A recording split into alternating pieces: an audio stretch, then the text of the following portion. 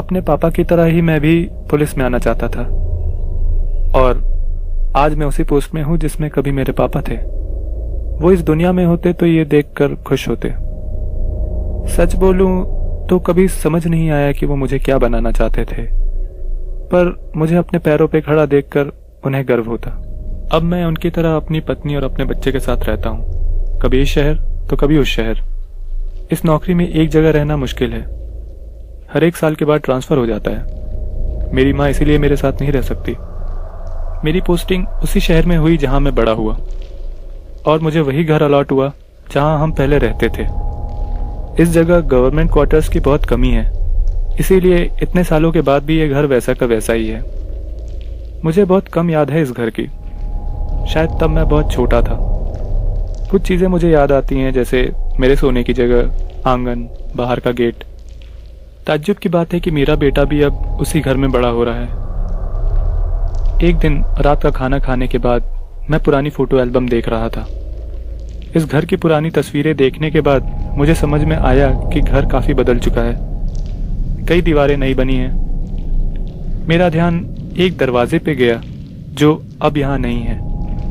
Photo में उस दरवाजे के सामने एक अलमारी रखी हुई है, पर फिर भी ध्यान से देखने पर समझ आता है कि वहाँ कोई दरवाज़ा है। इस दरवाजे के बारे में मैंने अपनी माँ से पूछा, पर उन्हें कुछ भी याद नहीं है। न जाने क्यों ये बात मेरे दिमाग में घूमती रही और कुछ ही दिनों बाद मैंने उस दरवाजे के सामने की दीवार खुद ही तोड़ दी। मेरी वाइफ बच्चे को लेकर दूसरे कमरे में चली गई। वो मेरी जिद के खिलाफ थी। वो दीवार बहुत ही कमज़ोर थी और तोड़ने में ज़्यादा समय नहीं लगा। दीवार के साथ पीछे छुपा हुआ दरवाज़ा भी टूट गया। मैंने देखा कि वो एक बहुत छोटा सा कमरा था। कमरे में बहुत ही अंधेरा था। एक अजीब सी गंध थी अंदर, हर जगह मकड़ी के जाले। एक छोटा सा दरवाज़ा और था वहाँ। मैंने सोचा हो सकता है ये कमरा किसी पालतू जानवर को पालने के लिए बनाया गया हो या फिर सामान रखने के लिए। उस छोटे दरवाजे को खोलकर मैं अंदर गया। अंदर जाने के लिए मुझे अपने घुटनों और हाथों के बल चलना पड़ा। अंदर और भी अंधेरा था। मैंने अपना मोबाइल ऑन किया और देखा कि यह कमरा बहुत ही बड़ा था। मैं अंदर खड़ा हो सकता था। यह कमरा किसी जानवर के लिए नहीं बनाया गया था, बल्कि यह कमरा उतना ही बड़ा था जितने घर के बाकी कमरे। और मुझे जल्दी समझ में आ गया कि यहाँ कुछ गड़बड़ है।